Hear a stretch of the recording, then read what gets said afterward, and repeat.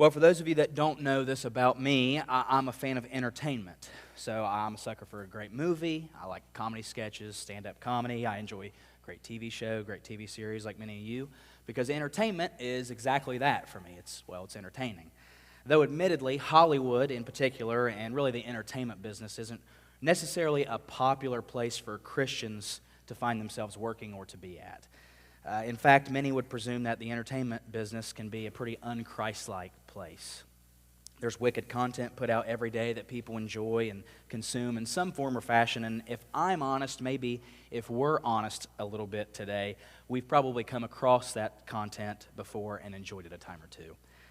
Though I'll have to say, hearing what some of those people have to say about God, what their worldview is, it's very interesting, very eye-opening oftentimes. For example, there's a popular and successful comedian named Ricky Gervais.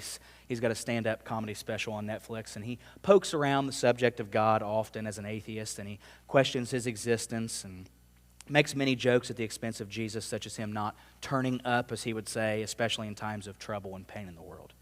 Where was Jesus during the Holocaust? Where was Jesus when the world was at war? Twice, right? Where was God's love and grace on 9/11 at? And where in the world's your all-good, all-loving, all-powerful God at when tragedy strikes? It's easy for us to sort of get upset and simply write off a lot of those remarks and those people as someone who, well, they just don't understand God. They don't see the big picture. They allow their doubt to overtake them. But oftentimes what we forget is it's really not just outspoken atheists who often ask those questions. Sometimes it's also me and it's also you. At some point in life, everyone from those in Hollywood who deny God to those of us right here in rural Ohio and Kentucky asks the question of topic today, which is this: why does God allow tragedy, pain, evil, and suffering? Maybe another way we like to ask it is, why do bad things happen to good people? Or maybe we say, why God? Why me? Why now? In fact, Lee Strobel, many of you might know, is an author and speaker. He was writing his book, The Case for Faith, many years ago, and he partnered with Barna Research Group to conduct a national poll asking the question, if you had the opportunity to ask God just one question, what would it be? And wouldn't you know it, this was the number one question.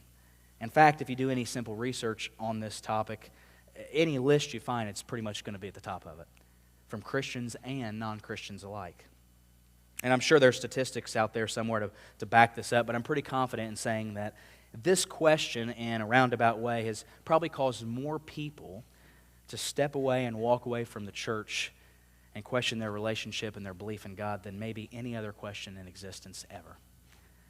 So with that, I'd like to extend a great thanks, Mark. I appreciate you for conveniently going out of town, allowing me to preach on this today. Now, they're booing you here. You can't hear it in Florida, but they, right? Got you see it? See, they're agreeing with me. But all kidding aside, this topic is extremely deep and extremely difficult. It's really, really heavy.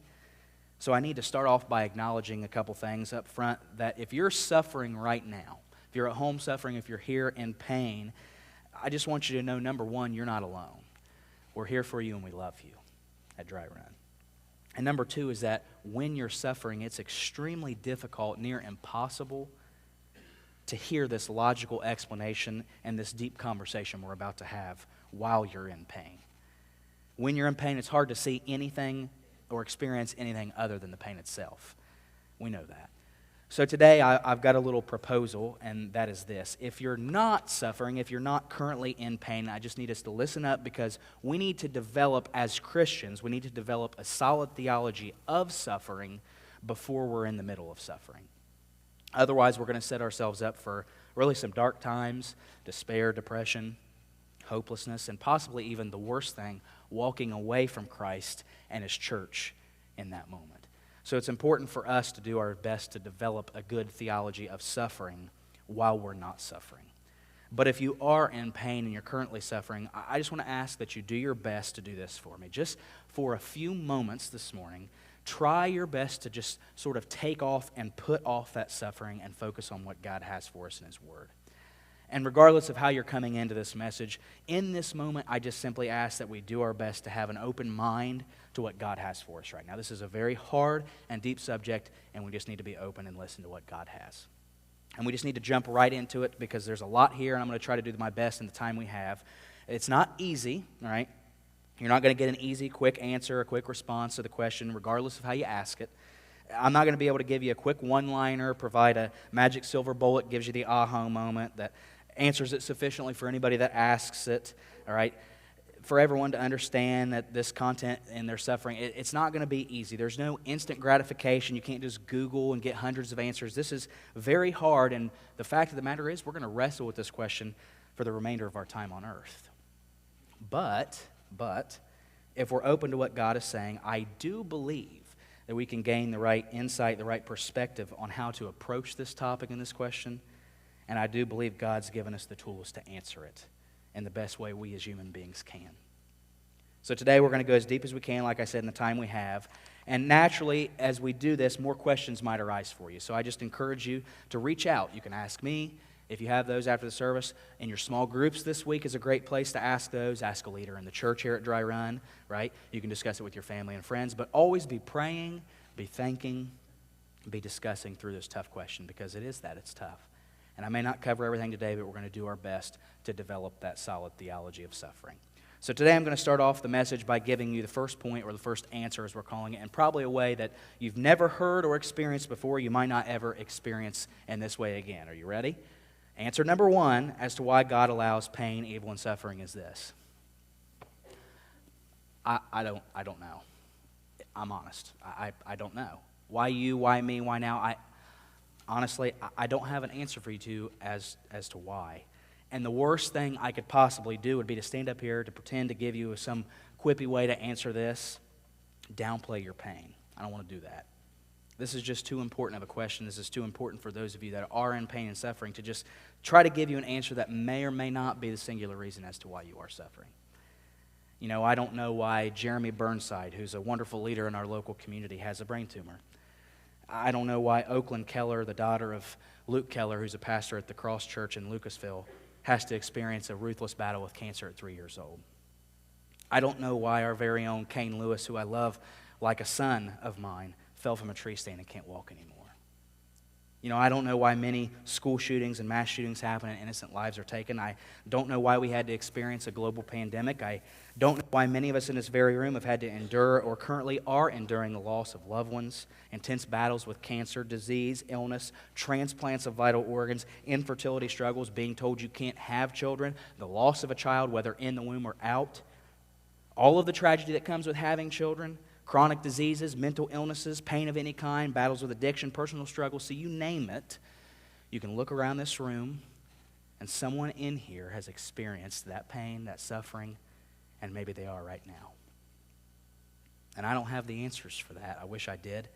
But I do know that, number one, I've cried tears along with many of you as you've suffered, as you have with me. And I do know that I pray to a God and serve a God who's somehow, some way greater than all of that pain and all of that suffering, even when we don't understand why. We question Him as to why, and we cry out to Him in that suffering. So I just want to be honest and upfront and say answer number one is I don't know. But I do know that there's something we can learn from God. And when finding out this topic was today, three stories sort of immediately came to my mind. The first one is, if many of you know about suffering, is the story of Job. And there was a couple other stories of Jesus' time on earth and His ministry from John chapter 9, which Jeff read earlier, and John chapter 11, that sort of stuck out to me this morning. And I learned a lot about how Jesus and how God handled pain and suffering in the Bible. And we're going to do that today. We're going to look at sort of all three of those in some way and sort of pick apart how we can understand pain and suffering from God's Word in the Bible today. So if you would, turn your Bibles to John chapter 9 with me this morning that Jeff read earlier. It's the fourth gospel, fourth book of the New Testament. It's about halfway through your Bible. I'll throw it up on the screen as well if you want to follow along that way. We'll put it in the NLT just to sort of simplify everything. And it's a story of Jesus, and it goes like this. It says, as Jesus was walking along, He saw a man who had been blind from birth. Rabbi, His disciples asked Him, why was this man born blind? Was it because of his own sins? Because of his parents' sins? And Jesus answered, He said, this happens so the power of God could be seen in him. So we must quickly carry out the task assigned by us by the one who sent us. This night's coming and no one can do work, but while I'm here, I'm also the light of the world, Jesus says. Then He spit on the ground, made some mud with saliva, and He spread the mud over the blind man's eyes. Then it says he told him, "Go wash yourself in the pool of Siloam." So the man went and washed, and he came back seeing. Miracle. His neighbors and others who knew him as a blind beggar asked each other, "Isn't this the man who used to sit and beg?" Some said it was. Some said, "No, it just looks like him." But the beggar kept saying, "Hey, it's me. Yes, I am the same one." And they asked, "Who healed you? What happened?" And he told them, "The man they called Jesus made mud, spread it over my eyes, told me, 'Go wash.' So I went and washed, and simply now I can see." So in this culture, it was assumed that someone somewhere had to be to blame for someone having this condition, right? So it makes sense why the disciples want to know from Jesus whose fault it was that this guy was blind. Was it him? Was it his parents? Who sinned? Why Jesus? Why is he blind? Why is he suffering? In other words, why is there evil? Why is there suffering? Why is there pain? But did you see Jesus' response? A little different. He doesn't really answer the why. He kind of goes beyond it and addresses it another way. He says, "Neither's correct." We're talking about God being glorified here. Interesting. Now let's get to work, he says. I've got stuff to do. I'm going to hock a loogie on this mud and rub it on this guy's face. And that's sort of gross, but that's what happened, right? Jesus' response was sort of dismissive of the why, looking beyond it, and more focused on the who and the what now do we do. So if you turn just a few pages later to John chapter 11 in the story of Lazarus, we read these words here. It says, "A man named Lazarus was sick. He lived in Bethany with his sisters." There's Mary and Martha. We know them. And it goes on to say this. It says, "This is the Mary who later poured the expensive perfume on the Lord's feet, wiped them with her hair at the Last Supper. Her brother Lazarus was sick." And it goes on to say this. "So the two sisters sent a message to Jesus telling him, 'Lord, your dear friend is very sick.'" And get Jesus' response here. "But when Jesus heard about it, he said, 'Lazarus' sickness will not end in death.' No," he says, "it happened for the glory of God, so that the Son of God will receive glory from this." So again, we see Jesus confronted with another pain, suffering, why question, and he sort of looks beyond it, right? And this time it's even more severe than blindness. Lazarus is already dead. He's already dead. But he tells the disciples, "Listen, we're going, death's not final, right? Pain isn't the end, suffering isn't forever. We're going to go and God's going to be glorified." So they get there. Jesus has a conversation with Mary and Martha. He tells Martha, remember, he's the resurrection and the life in verse 25. He says, "Don't worry, Lazarus is going to rise." Again, this isn't final. And then we read in many versions of the Bible the shortest verse that just simply says this in verse 35. Jesus wept. Jesus wept. And it doesn't seemingly last for long because a few verses later he shouts, "Lazarus, come out. Get out of there. Get out of the grave." And guess what? Out walks Lazarus. Comes right out. A dead man back to life. Jesus silenced the pain and suffering right on the spot, didn't he? So here again we see Jesus sort of look beyond the why we suffer and immediately focused on the who in the suffering and the what now of the suffering. And uniquely enough in both accounts, and I don't want you to miss this, don't miss this point here. In both of these accounts, John 9 and John 11, Jesus, number one, asks or allows us to ask him the why. Why, Jesus? Why? He lets us. He welcomes that question. Number two, he grieves with us in the suffering. Jesus wept, right? And number three, which is the separator, he provides hope, doesn't he? He does something about it. So Jesus wept might be the shortest verse in all of the Bible possibly, but it also might be the most important. Because Jesus cried in anguish, he cried in pain, he cried along with Mary and Martha and the others in their suffering and their sorrow, even though he knew Lazarus was coming back. He knew he had the power to raise him from the grave, and he still cried.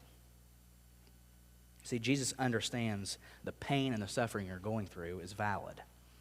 He understands he suffered and he suffers with you. Yet after processing the grief, he does something different. He does something about it, and he provides hope. So now Jesus gives us some great examples, but I want to quickly look back at possibly the first book ever of the Bible, many scholars believe, and that's the book of Job. And I'm not going to read all of it for you. It's 42 chapters, but to sort of summarize, God allows Satan to tempt Job and to eventually take everything from him. Right? It's kind of weird. He said, you can do whatever you want, just don't kill him. So Satan, well, he does that.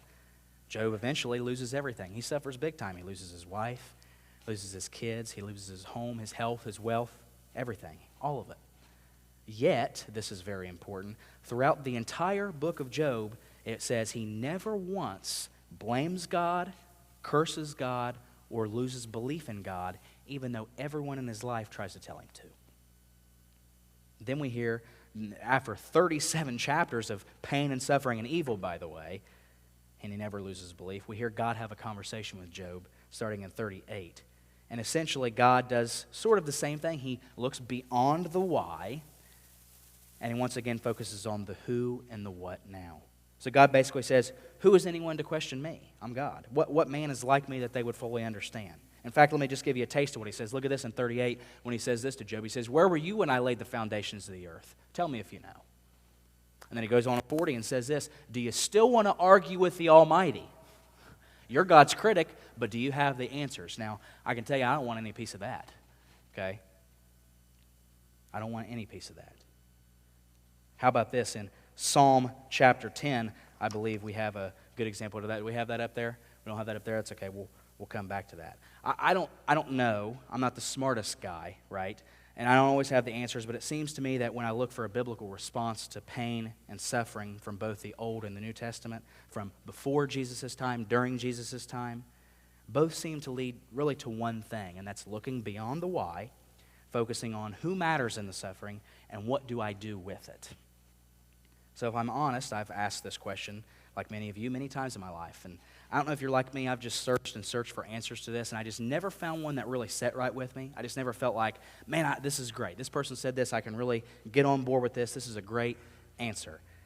But when I read Jesus' response to this week, it just kind of clicked. When I saw what God said to Job, it just kind of clicked.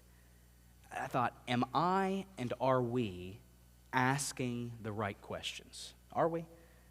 What if instead of asking why does God allow tragedy and suffering, we ask this instead? This is very important. We're going to switch it up. What if we ask this? What is the purpose of my tragedy and suffering in life?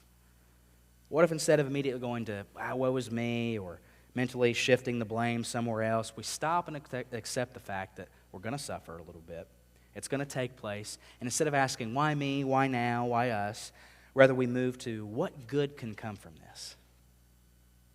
After all, that's how we see Jesus handle it. He wants to move from the why to the who and the what now. Before we set out to find the purpose of our pain and suffering this morning, I think I need to discuss some sort of traps we fall into when we deal with suffering, when we deal with pain. And the first one's simple. We've kind of already said it. And that's believing the lie that I don't know isn't an acceptable answer. It is. It's an acceptable answer. And honestly, when someone's in pain, it's needed, believe it or not. We know this. The last thing someone in pain needs is to be shown or told that their pain's invalid or it's waste. Logic isn't needed, but rather love is needed in those moments. And the second trap is sort of like that. You can't logic someone out of suffering. You just can't do it. We've already established it's near impossible to see clearly when you're in suffering, so thinking clearly is difficult too. And thinking step by step, logically, it just doesn't work. And honestly, it's not what's important when someone's in pain. Jesus moved right past the why and said, let's get to work. I got stuff to do here. I want to heal the blind man, not talk logic with the disciples. So we need to move past it, past the logic. And the third trap is sort of on the other end of the spectrum. It's believing we're not going to suffer. I think you could take one look around this room right now and figure out that that's completely false. Jesus said this in John 16 clearly. He said, here on earth you're going to have many trials and sorrows. You're going to suffer at some point, Jesus said. It's not an if, but rather when you do. So don't believe that you're not going to suffer, because all of us will experience some sort of pain. And along with that pain, sometimes we believe the fourth trap, which is that God created your evil. He didn't. And this is sort of important. This is where we fall into a lot of traps. So maybe this morning I just want to camp out here for a minute and just tell you, God isn't the author of your pain. God created you and me in His image. God loves us. God is, in fact, love. There may not be a better word that encapsulates who God is rather than love. I want you to think about this from 1 John this morning when it says this. It says all about Jesus being sent to the world and all that, but at the very beginning, don't miss this, anyone who does not love does not know God, because God is what? God is love. God Himself is love. But for true love to exist, there must be a freedom to choose it. Free choice has to exist for true love to exist. You can't force someone to love you or to choose you. You know that. It has to be a choice. And unfortunately, with freedom of choice comes the potential for, well, pain, evil, suffering. If you ask God to do away with pain and suffering, then logically you're asking God to take away your freedom to choose, which inevitably takes away true love. In other words, there's not love without freedom. There's no freedom without pain, which means there's no love without the potential of pain. And we know that. The best thing about love is inherently the same thing that makes it risky to us, that can make it painful. There's another comedian, Chris D'Elia, who's got stand-up specials on Netflix, and him and Ricky Gervais, sort of along the same lines, make observations about God, about having children, where he's involved with that. And they say, if you look at nature, and animals have babies, they come out, they're ready. They can survive, they know what to do. But if humans have babies, they're not even close to being ready.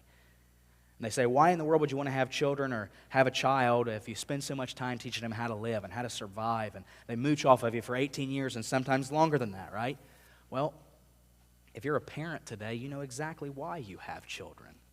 The moment you first lay eyes on and hold that beautiful little, and I mean this word, miracle in your arms, when you do that and you lock eyes with that, you know that in that moment, as its creator, as that baby's creator, you'd do anything for that baby. You would. You could spend the rest of your days in search of the thing that's going to make that baby love you back. In fact, actor Reynolds gives it a very humorous approach. Over the years, he's talked about in interviews having children with his wife, Blake Lively, and one analogy he uses is, he says, when he first laid eyes on his child, he knew that he would use his wife as a human meat shield to protect that baby from harm. Now, that might be a little extreme, and I don't want anybody to get any ideas, but the point is you would do anything for that child to love you back and to protect it. And it's risky because they might not. But it's totally worth every second. So listen, there's a small picture, a small glimpse of God in that right there. God would do anything for you. He'd do anything for me. He was willing to give up Jesus to come to the world and die on that cross, a horrendous death, and deal with the existence of temporary pain and evil and suffering in the world in order that you would just simply have the choice today to love him, just for the choice to do it. So maybe I should ask, what choice are you going to make? To love him back or to run away in pain? God looked at you, he looked at me in our sin and said, they are absolutely worth it, 100%. Romans 5, when we were utterly helpless, Christ came at the right time and died for us as sinners. And you think a God like that is the author of your pain? No. Not for 1 second is that true. God didn't create your evil. And I would go so far as to say that when your heart is broken, God breaks as well. I can tell you that when I come home from a long day, my kids run at me with their arms as far as they can get them open. They yell, "Dad's home," when they squeeze me with a giant hug. Man, it makes me want to cry tears of joy every single time. I know you guys have experienced that. Maybe you come home and your dog hasn't seen you in all of, 5 minutes, but to them it's been a lifetime, and they jump on you and they lick your face, right? That's pure happiness. And you see, the existence of pain doesn't disprove God, but rather in many ways it sort of validates his existence, doesn't it? Pain's proof of freedom of choice, which is proof of true love. And that love goes beyond all measure when they're given the creation an opportunity to simply choose the Creator. Don't miss this when I say today, God loves you, my friend, so much. And he wants you to bring that brokenness to him. Bring it to him today. Which, by the way, is the fifth trap we sometimes fall into, and that is we believe that you can't take your pain and your anger to God. That's just not true. Since sin entered the world, people have been suffering since the beginning of time. You don't think God already knows and understands your pain? You don't think God would delight in hearing you in your anguish and your pain rather than you turn into something or someone else instead of him to ease it? People have been taking their pain to God long before we walked the earth. Solomon, one of the wisest men of all time, in Ecclesiastes says, "Vanity, vanity, all is vanity under the sun." And he even goes so far to say this in Ecclesiastes 4, if we have that this morning. "Again, I observed all the oppression that takes place under the sun." He says, "I saw tears of the oppressed," get this, "no one to comfort them." The oppressors have power, and the victims are helpless. And then he concludes this. He says, "I concluded that the dead are better off than the living." Well, that's very positive, Solomon, right? How about this? I think we now have Psalm 10. They're full of rich examples, but this one is a very good one here in Psalm 10, if we've got that. Lord, why do you stand far away from me? Why do you hide when I'm in trouble? Time and time again in the Bible, people ask, God, where are you? I'm in pain. We have an entire book entitled Lamentations, for crying out loud, literally. So please hear me when I say this. If you're in pain and suffering, whether now or you will be, don't miss this here. I want you to take everything you have and I want you to sprint toward God. Don't run away from Him. Toward Him, not away. Jesus always allowed you to ask the why, to be questioned. But then He does something about it for you.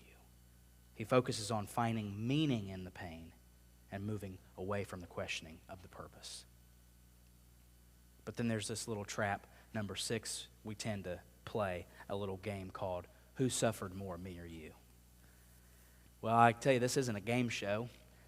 There's no winners when you play this game, comparison game. You don't remove suffering by comparing. Actually, you only amplify everybody's suffering more. Some of us may objectively suffer greater pain than others. That's just true. But really, does it matter when it comes to suffering? Because everyone does. What's the point in comparing our sufferings? If we're in this race together, then all we do when we compare is argue and complain. Nothing's really accomplished when we do that other than possibly making yourself feel better for enduring more pain than someone else. But what kind of prize is that? Everyone understands suffering is awful and pain's not great and evil's no fun. We get it. But when we play the comparison game, we become thieves of joy. We steal blessing and gifts when we get stuck playing that game. And speaking of getting stuck, right at the end of the love chapter in 1 Corinthians, this little nugget that has really not a lot to do with the same love before, but look what Paul says at the very end of 1 Corinthians in verse 12. He says, now we see things imperfectly, right now, like puzzling reflections in a mirror, but then one day we'll see everything with perfect clarity. It says, all that I know now is partial and incomplete, but then one day I'm going to know everything completely, just as God knows me completely. Everyone endures suffering. Everyone suffers that distorted funhouse mirror reality of blurred vision when we're in pain. So why make that worse on yourself and on other people by living stuck in your suffering and comparing with others? When storms of life arise, we need to focus on the anchor of hope that holds us down. I want you to think about it this way. If you've ever received stitches, or your child more specifically has received stitches, you know how difficult that tends to be, that process? I remember taking our daughter Sunday to get stitches not too long ago at the ER. She split her head open right above her eye, and in the moment, the only way I was actually allowed to go in because of COVID protocols was because as the dad, I had to hold her down, which, by the way, is not fun if you've never had to do that. You're basically told, put all your weight on them so they don't scream and move around so we can stitch them back up. And they're screaming, they're crying, they're looking up at you. They're just old enough to ask, please don't let them hurt me, right? It's awful. It's a terrible experience. And you can show them your scars, you can tell them your stories, try to soothe the pain, but in that moment, all they know is suffering. That's it. But you know in that moment that in just about 5 or 10 minutes, the pain's going to be gone. They're going to be stitched up, and all they're going to have left is just a nasty scar to remind them of the pain that they suffered. And here's the thing about that. When enduring pain and suffering, instead of focusing on the pain, trying to compare it with maybe other people, shift the blame wherever, if we could just focus on someone who's been through it, who already has the scars on their hands and feet to prove that they've endured it, wouldn't we be much better off? And I can tell you that Jesus has those scars to prove that He's experienced every bit of evil, every bit of suffering, every bit of pain possible, so that one day you and I don't have to anymore. Just like the story of Lazarus, Jesus wept even though He was coming back. He still cried. He shares with us in our suffering, and He validates our pain, and then He finds a purpose and a meaning for it. So why don't you? He walks with us through it and provides that hope that only He can provide. So why don't you live with that hope too? You know, Romans 8:28, a very famous verse everyone loves to recite, is that we know God causes everything to work together for those of us that love Him, right? And if we believe that to be true, then it's certain that God is with us in our suffering, isn't it? That good can indeed come from it. So if you're thinking, man, there's no way God can use me, there's no way that He understands what I'm going through, no one else that I know has experienced what I've experienced, I just want you to take one good look at the cross. That's a symbol of nothing but complete torture and agony, pain and suffering. Yet, for some reason, we wear it and we display it as a symbol of pride, don't we?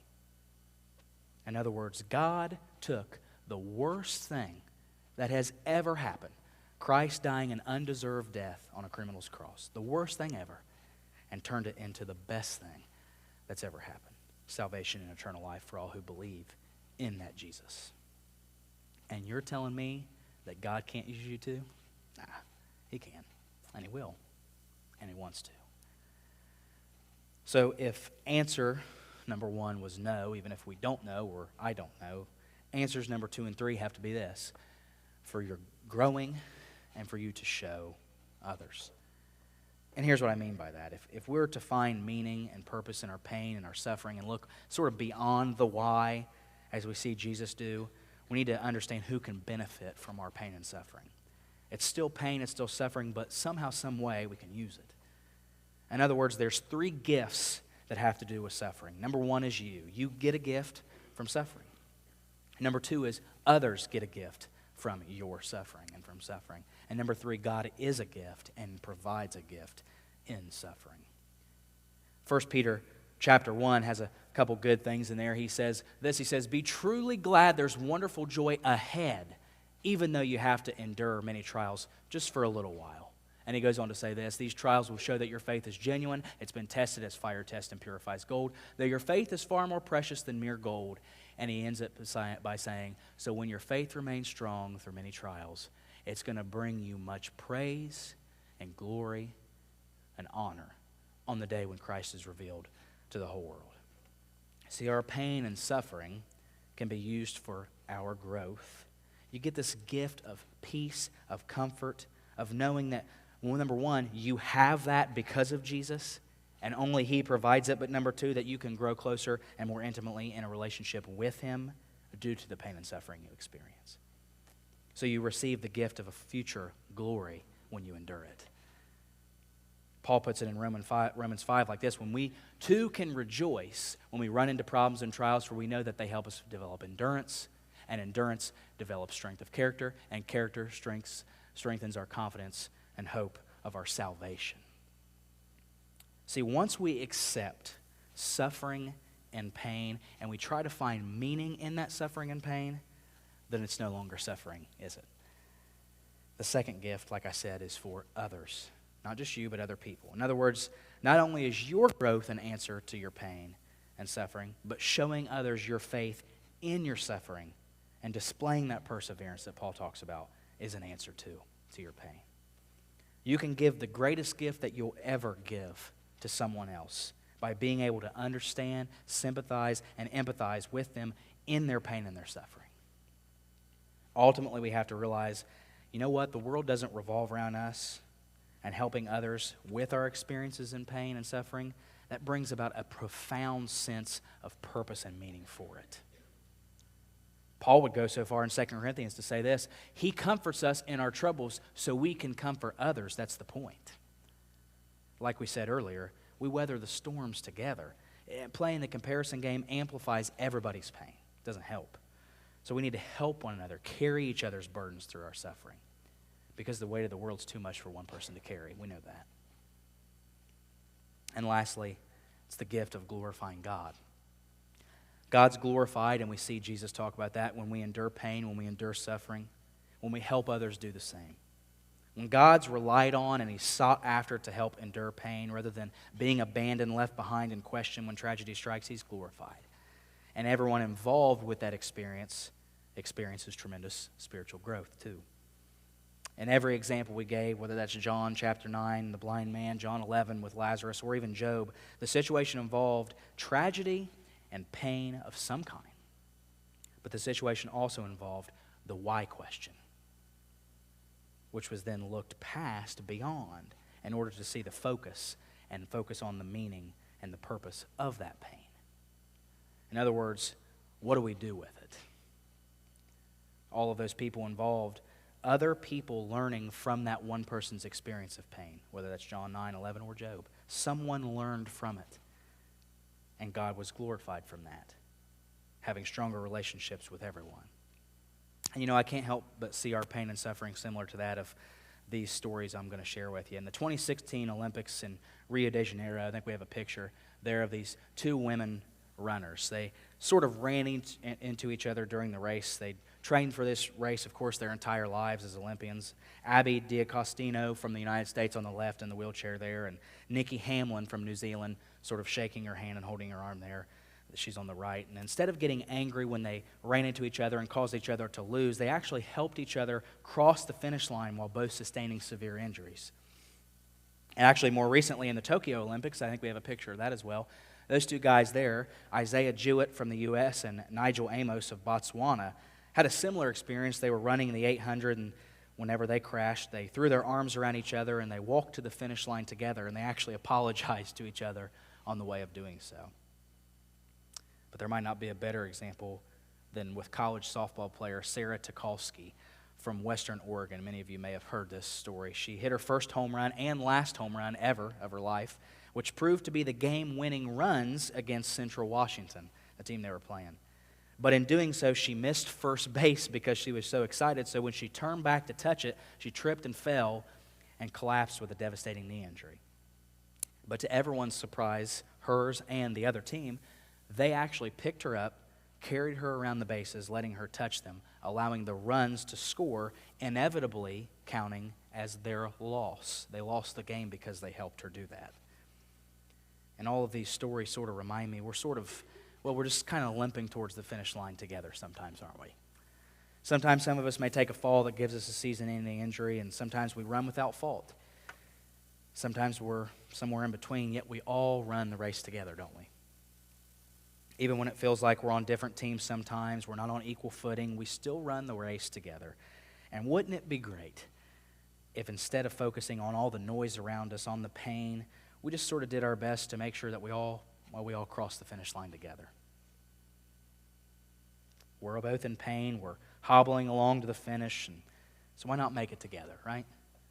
Instead of giving up or just blaming someone else for tripping us or just wrapping our arms around each other and just sort of walking towards the finish line together like these guys.